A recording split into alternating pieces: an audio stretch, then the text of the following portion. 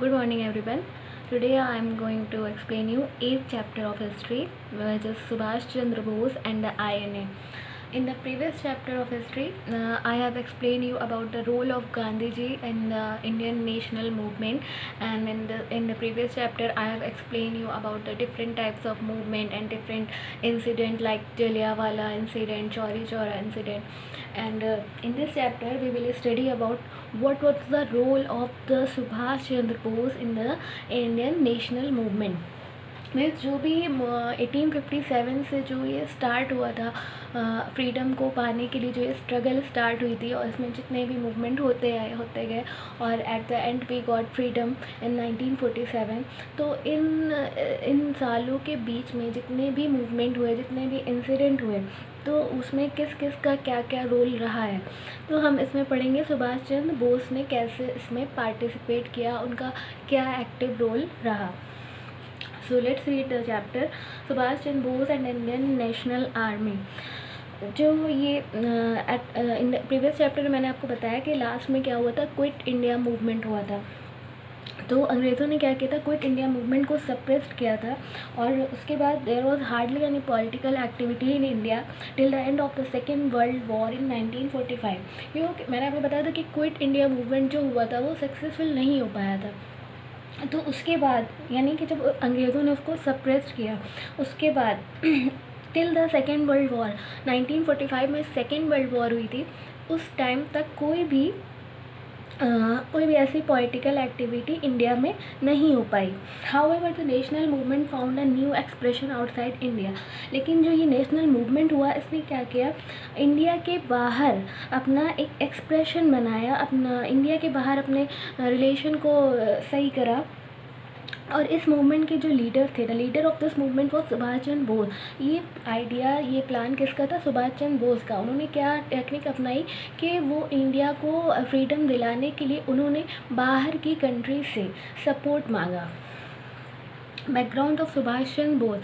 Subhash Chandra Bose was born on 23rd January 1897 and in a Bengali family settled in Odisha.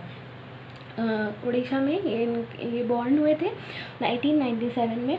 अपनी education को complete करके ये England गए थे और वहाँ पर इन्होंने इंडियन सिविल सर्विस एग्जामिनेशन को क्वालिफाई किया। लेकिन इन्होंने क्या किया, इंडियन सिविल सर्विस जो कि हमारे अब क्या होती है, आईएएस की जो होती है क्वालिफिकेशन, वो उन्होंने क्वालिफाई किया।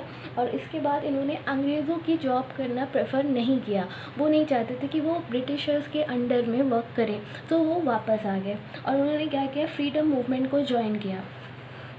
जब जो लास्ट इंसिडेंट हुआ था, चौरी चौरा इंसिडेंट, उसके बाद जो गांधी जी ने अपना नॉन वायलेंस और जो ये मूवमेंट था उसको जो वापस ले लिया था, तो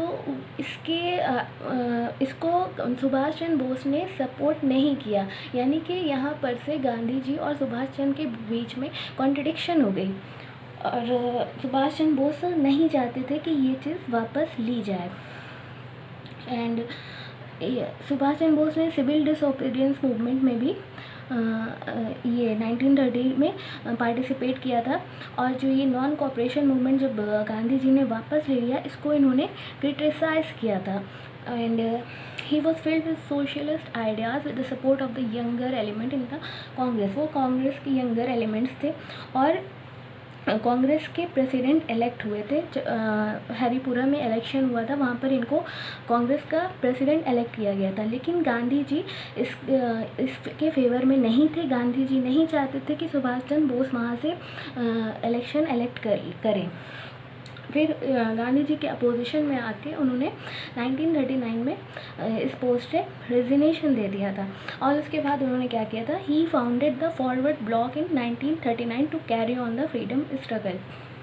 उसके बाद उन्होंने अपना एक अलग अपना एक पार्टी बनाई and that party was known as Forward Bloc. Forward Bloc के नाम से 1939 में इन्होंने अपनी एक सेपरेट पार्टी बनाई और उसके थ्रू उन्होंने अपना मोटिव रखा कि फ्रीडम स्ट्रगल का।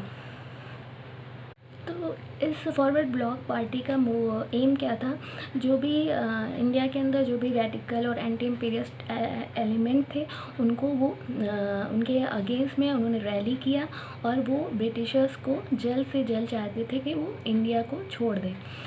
And after attaining independence, the forward bloc wanted to work for a new phase of socialist life and activity among the Indians। और फॉरवर्ड ब्लॉक का ये एम था कि जब इंडिया को फ्रीडम मिल जाएगी तो उसके बाद वो सोशलिस्ट लाइफ के लिए और इंडियंस की एक्टिविटी के लिए वर्क करेंगे। And therefore he began exploring the idea of peeling the country with the help of outside support, particularly the Axis countries। तो इसके लिए सुभाष चंद्र बोस ने बाहर की कंट्री से सपोर्ट मांगना शुरू किया, पार्टिकुलरली द एक्सिस कंट्रीज़, यानी कि वो कंट्रीज़ जो कि ब्रिटिशर्स के अगेंस्ट में थी, लाइक जर्मन, जापान, ये सारी कंट्रीज़ से उन्होंने सपोर्ट मांगा। And then the forward bloc worked for rebuilding in India on a socialist, fair and equitable lines। It got the support of workers, peasants, employees, students and the youth।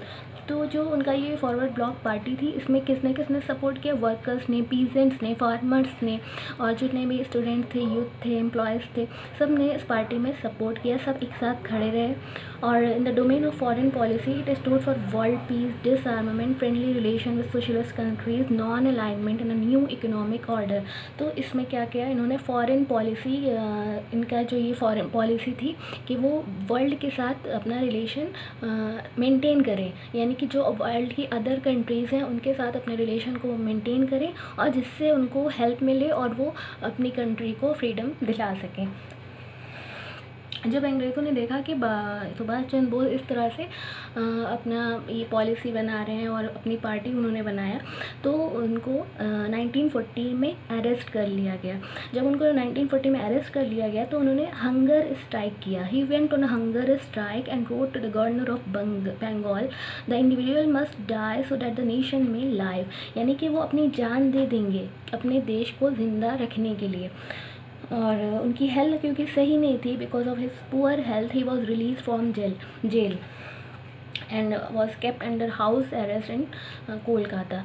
तो जब उन्होंने hunger strike किया तो उनकी health सही नहीं थी और उनकी कंडीशन जब ख़राब होने लगी तो उनको जेल से रिलीज़ करके घर के अंदर अरेस्ट रखा, यानी कि उनके अपने घर के अंदर उनको अरेस्ट रखा गया।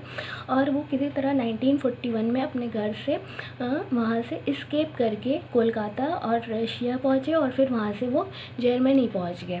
और वहाँ पर he met Adolf Hitler, the dictator of Germany. वहाँ पर वो हिटलर से मिले और उन्होंने हिटलर से इंडिया के स्ट्रगल के इंडिपेंडेंस के स्ट्रगल के लिए हेल्प मांगी, लेकिन although he did not receive extensive support here, वहाँ पर उनको ज़्यादा कुछ हेल्प, ज़्यादा कोई सपोर्ट नहीं मिली। His work in South East Asia, फिर वो साउथ ईस्ट एशिया की तरफ भी गए। By 1942 Japanese forces had occupied the British colonies of Singapore, Malaya and Myanmar.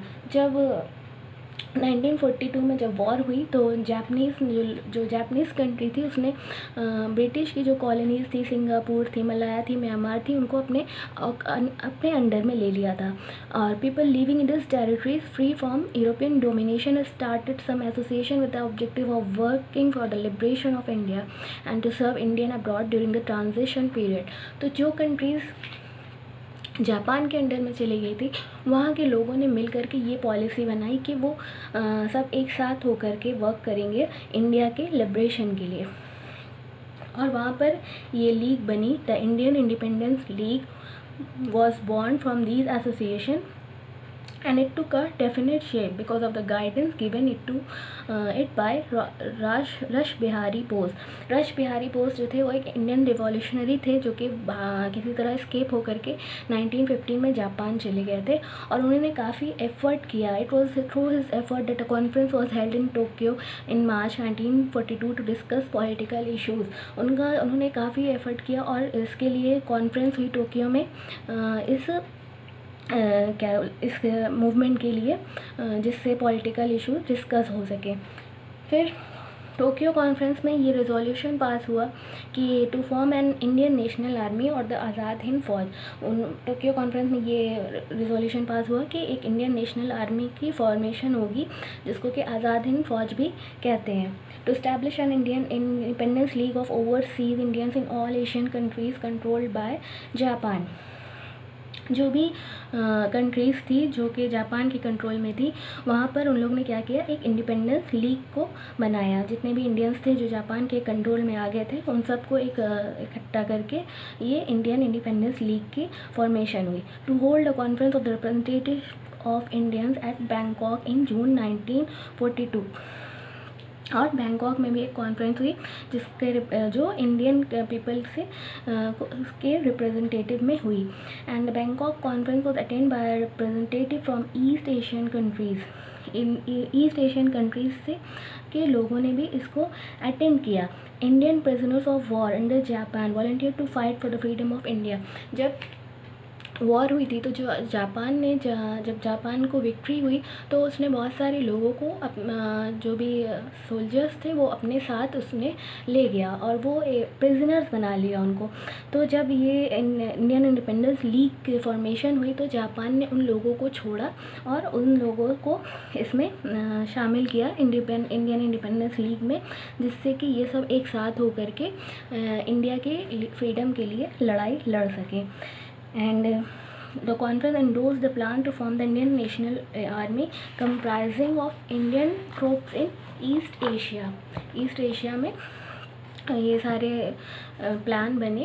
And the Indian troops largely comprised Indian prisoner of war and those soldier who had shifted their loyalty from the British crown to Japanese. जो भी soldier Japanese में अपनी जिन्होंने अपनी loyalty Japanese को दे दी थी और जो भी सोल्जर्स जो जापान ने प्रिजनर्स कर लिया था, वो सारे सोल्जर इकट्ठा हो गए और बहुत सारे बाहर के भी इसमें पीपल इकट्ठा हुए और ये सब ने मिल करके इंडियन नेशनल आर्मी की फॉर्मेशन करी।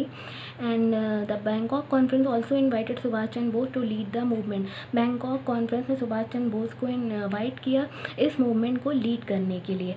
और देन वहाँ पर ये डिसाइड हुआ कि वहाँ पर ये अरेंजमेंट होगी लोगों के लिए, supply of man material and money required by the Indian National army. जो भी मतलब इंडियन नेशनल आर्मी को ज़रूरत होगी वो सारी कंट्री इसकी हेल्प करेंगी। And a council of action was also establish for carrying out all the necessary action in connection with the independence movement. और एक काउंसिल ऑफ एक्शन भी इस्टेब्लिश किया गया इस इंडियन नेशनल मूवमेंट और इंडियन नेशनल आर्मी की जो भी नेसेसरी थी उनको पूरा करने के लिए। देन सुभाष चंद्र बोस ने इस इन्विटेशन को एक्सेप्ट किया। वो वहाँ से टोक्यो गए, फिर वो वहाँ से सिंगापुर गए और उन्होंने इंडियन इंडिपेंडेंस मूवमेंट को की लीडरशिप को संभाला। उसके बाद क्या हुआ कि INA consisted of large number of Indian living in South East Asia and Indian soldiers and officers. INA के अंदर बहुत सारे मेंबर्स थे, बहुत सारे नंबर्स ऑफ पीपल्स थे जो के सारे इकट्ठा हुए और बोस ने उनको कहा give me blood and I shell get you freedom, यानी कि तुम मुझे खून दो और मैं तुम्हें आज़ादी दूंगा। ये बोस का स्लोगन था। And his battle cry was Delhi Chalo, और उन्होंने कहा कि दिल्ली चलो। He set up recruitment and training department to strengthen the army. उन्होंने ट्रेनिंग दिया अपने सारे जो भी मेम्बर्स थे उनको। एंड देन वहाँ से उनकी एक वुमेन की ब्रिगेड भी थी, यानी कि इसमें जितने भी मेंबर थे उनमें वुमेन भी थी और उनको वुमेन को जो लीड कर रहा था वो वुमेन वॉज नेम्ड आफ्टर रानी झांसी, यानी कि वुमेन को नाम दिया गया था रानी झांसी का, जितने भी वुमेन ब्रिगेड थी। And then the government was recognise by 9 world power, Germany, Italy, Japan and Myanmar, ये सारे कंट्री ने इसको सपोर्ट किया था। देन 1944 में सुभाष चंद्र बोस ने अपने सारे इंडियन नेशनल आर्मी को लेकर के इंडियन की टेरिटरीज़ में मोदक में जो कि चित्तागोंग में है वहाँ पर एंटर किया। एंड वहाँ से वो मार्च करते हुए कोहिमा नागालैंड में आए। और then the main objective of the INA was to capture Imphal. Manipur की कैपिटल सिटी थी इम्फाल, वहाँ वो उसको कैप्चर करना चाहते थे और उसके बाद बंगाल को लिबरेट, यानी कि बंगाल को फ्रीडम दिलाना चाहते थे। At that time INA had March 200 kilometre, INA 200 kilometre तक मार्च की और इंडिया में और बहुत सारे ब्रिटिश की पोस्ट को कैप्चर किया। When they were nearing Imphal, जब वो इम्फाल के पास थे तो Japanese had to withdraw their forces and aeroplane from the Indo Myanmar border because of their confrontation with the Americans in the Pacific Ocean. जब वो इम्फाल के पास पहुँचे तो जापान को अपना फोर्स वापस लेना पड़ा, क्योंकि उस टाइम में जापान और अमेरिका के बीच में कॉन्फ्लिक्ट हो गई थी पैसिफिक ओशियन को लेकर के। और अमेरिका क्योंकि उस टाइम ज़्यादा पावरफुल कंट्री थी, तो उसके अंडर में आने के बाद जापान को अपना जो भी सपोर्ट वो कर रहा था वो उसको वापस लेना पड़ा। और जापान में Hiroshima and Nagasaki bomb blast भी हुआ था, जिसकी वजह से जापान ने 1945 में सरेंडर कर दिया था।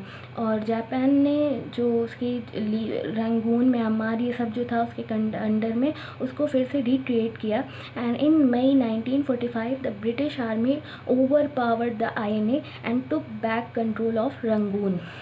तो रंगून जो था वो आईएनए को मिल चुका था, लेकिन जब जापान ने अपना सपोर्ट हटा दिया तो 1945 में ब्रिटिश आर्मी ने ओवर पावर्ड करके आईएनए को दबा दिया, यानी कि आईएनए को ख़त्म किया और रंगून में अपना कंट्रोल वापस लिया। और उस वक्त उसके बाद जो नेताजी थे, सुभाष चंद्र बोस थे, वो टोक्यो जा रहे थे और ये सपोज ऐसा माना जाता है कि टोक्यो जाते वक्त एरोप्लेन एक्सीडेंट में उनकी डेथ हो गई। After the war, the British government in India decided to prosecute some of the INA officers for treason. तो जो भी ये वॉर हुई उसके बाद जो ब्रिटिश गवर्नमेंट के इसने क्या किया, जितने भी आईएनए में ऑफिसर्स थे, पी के सहगल, जीएस ढिल्लन और शाहनवाज खान, इन सबको सज़ा दिया, मतलब उन सबको वो फांसी की सज़ा देना चाहते थे। लेकिन इससे क्या हुआ कि जितने भी इंडियंस थे उनके अंदर वेव ऑफ एंगर और प्रोटेस्ट दौड़ गई, यानी कि उसका उन्होंने खुल करके प्रोटेस्ट किया। पूरी कंट्री से लोग फिर से इकट्ठा हो गए। तो इसके वजह से गवर्नमेंट को अपना ये फ़ैसला वापस लेना पड़ा और ये सारे ऑफिसर्स को छोड़ दिया गया। आईएनए अपने एम में सक्सेसफुली नहीं रही। जो ये आईएनए टीम बनाया सुभाष चंद्र बोस ने, ये सक्सेसफुल नहीं रह पाई, लेकिन इसने एक इंस्पायरिंग एग्जाम्पल दिया पैट्रियोटिज्म का, सैक्रिफाइस का। ये मतलब लोगों के अंदर ये फीलिंग डाली कि वो देश के लिए खुद को सैक्रिफाइस करें, और वो पैट्रियोटिक फीलिंग डाली कि अपने कंट्री से प्यार करें। The heroic deeds and sacrifice of the soldiers of the INA led to heightened scenes of political consciousness among the Indian forces. जो भी INA के सोल्जर्स ने जो अपनी हीरोइक डीड्स करी, जो अपना सैक्रिफाइस किया, वो एक इंडियन पीपल के लिए मोटिवेशन बना, और इससे इंडियन पीपल सब एक साथ हो गए। और there were Hindu, Muslim and Sikh in the INA who had fought together as Indians. यानी कि जब आईएनए बना तो इसमें हिंदू, मुस्लिम, सिख सब कुछ थे, सभी लोग थे, और सब ने एक साथ मिलके लड़ाई लड़ी, यानी कि डिवीज़न नहीं हुआ कि हिंदू अलग, मुस्लिम अलग, सिख अलग। तो ये भी एक एग्जाम्पल बना, एक मोटिवेशन बना इंडियन पीपल के लिए कि सब लोग एक साथ मिल करके लड़ाई लड़े अंग्रेज़ों के अगेंस्ट में। Thus the INA play an important role in the final decision of the British to quit India. तो आईएनए ने एक बहुत ही इम्पॉर्टेंट रोल इस क्विट इंडिया मूवमेंट में किया। तो ये थे it's all about the role of the Subhash Chandra Bose in the quit India movement and in the Indian national movement. ये उनके रोल थे जो कि बहुत ही इम्पॉर्टेंट थे, और उनकी ये हीरोइक डीड्स थी। So here the chapter is complete. Thank you.